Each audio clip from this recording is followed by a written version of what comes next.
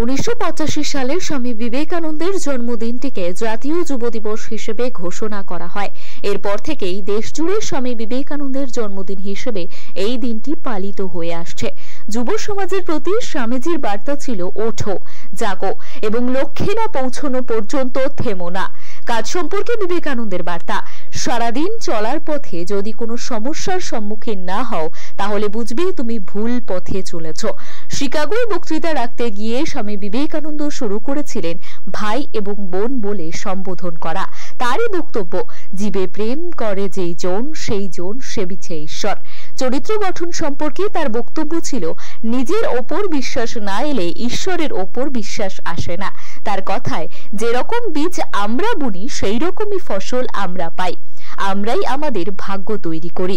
তার জন্য কাউকে দোষারোপ করার কিছু নেই, কাউকে প্রশংসা করারও কিছু নেই।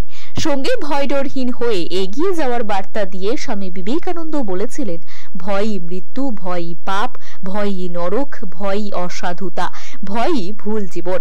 এই বিশ্বের সমস্ত নেতিবাচক চিন্তা ভাবনা ও ধারণা এই ভয়ের অসৎ শক্তি থেকেই সৃষ্টি হয়েছে। স্বামী বিবেকানন্দের সেই আদর্শকে সকলের সামনে তুলে ধরতে এবং নতুন প্রজন্মকে স্বামীজির আদর্শে আদর্শিত করতে প্রতিবারের মতো মুখ্যমন্ত্রী মমতা বন্দ্যোপাধ্যায়ের অনুপ্রেরণায় 10 নম্বর ওয়ার্ডের যুব নেতা খোকন দাসের উদ্যোগে পালিত হল স্বামীজির জন্মদিবস। স্বামীজির আদর্শকে সকলের মধ্যে ছড়িয়ে দিতে তাদের এহেন উদ্যোগ বলে জানালেন খোকন দাস। এদিন স্বামীজির জন্মদিন উপলক্ষে এক বিশাল বসে আঁকো প্রতিযোগিতার আয়োজন করা হয়। এদিন কয়েকশো কচিকাঁচা এই প্রতিযোগিতায় অংশগ্রহণ করেন। আজকে স্বামীজির 162তম জন্ম উৎসব প্রতি বছরের মতন আমরা পালন করি 10 নম্বর ওয়ার্ডে। সারা বাংলা, সারা দেশ পালন করছে স্বামী বিবেকানন্দের জন্ম উৎসব। 300 বাচ্চাদের নিয়ে আমাদের আজকে বসে আঁকার প্রতিযোগিতা চলছে। তার শেষ পর্ব চলছে, দেখছেন আপনাদের। মাননীয় মুখ্যমন্ত্রী আমাদের অভিষেক বন্দ্যোপাধ্যায়, মাননীয় সাংসদ সুদীপ বন্দ্যোপাধ্যায়, ডক্টর শশী কাজা, তাদের উদ্যোগে আমরা প্রত্যেক বছর এরকম কাজ করে থাকি। নানা রকম আমাদের এখানে প্রোগ্রাম হয়। সন্ধ্যেবেলায় আজ 3টে থেকে শুরু হবে শঙ্খধ্বনি, মিউজিক্যাল চেয়ার আর হাড়ি ভাঙা, মহিলাদের জন্য। সব মা বোনেরা, ভাইরা সবাই আছে, দেখছেন এখানে প্রোগ্রাম চলছে, সুষ্ঠুভাবে চলছে, সুন্দরভাবে। 11টা থেকে শুরু হয়েছে, এখন 1টা বাজতে যায় আমাদের প্রোগ্রাম শেষ জায়গায়। আমরা কামনা করি এইরকম ভাবে আমাদের পল্লীবাসী আমাদের যেরকম পাশে থাকে তাদেরকে নিয়ে আমরা এরকম প্রোগ্রাম যাতে করতে পারি আগামী দিনে, এই উদ্দেশ্যে আমরা। কোন কোন বিভাগে ছিল এটা? ক, খ, ঘ, ঠিক আছে, শিশুদের একটা একদম বাচ্চাদের। তারপরে কত বছর ছিল আমাদের? 5 থেকে 15। আপনারা দেখছেন এখনো চলছে। এই শেষটা শুরু করবো আমরা শান্তনা পুরস্কার দিয়ে। আবার এইতে আঁকাটা চলে যাবে আমাদের তুলিকাতে, উনি বিচার করবে ফার্স্ট সেকেন্ড থার্ড কি হয়েছে, সেই নাম্বার, ফোন নাম্বার লেখা আছে। সেইভাবে আমরা আজকে যুব দিবসে কি বার্তা দেবেন? যুব দিবসে একটাই বার্তা, সবাই একসাথে চলুন, একসাথে চলুন, সবাই আমরা এক, কেউ আলাদা না। দল আমাদের একটা, নেত্রী একটা। আমরা সেই দেখে আমরা আগামী দিন দলের যে নেতা নেত্রী আমাদের যে বার্তা দেবে সেভাবে আমরা এগোবো।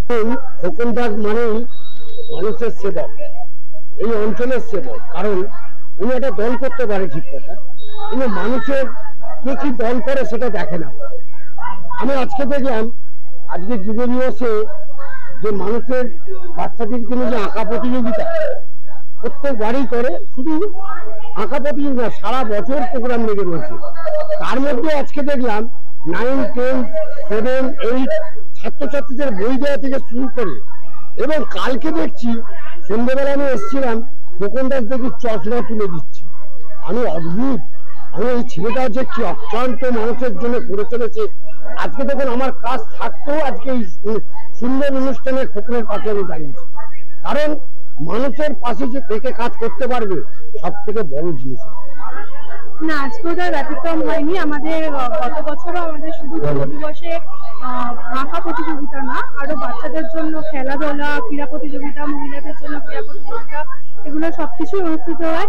গত বছরের মতন এবছরও অনুষ্ঠিত হবে। এখন আমাদের অঙ্কন প্রতিযোগিতা চললো 5 থেকে শুরু করে 15 বছর বয়স পর্যন্ত। এরপরে বাচ্চাদেরকে কিছু টিফিনের ব্যবস্থা করা হয়েছে, সেগুলো দিয়ে তারপরে বিকেল 3টে থেকে আবার আমাদের ক্রীড়া প্রতিযোগিতা শুরু হবে।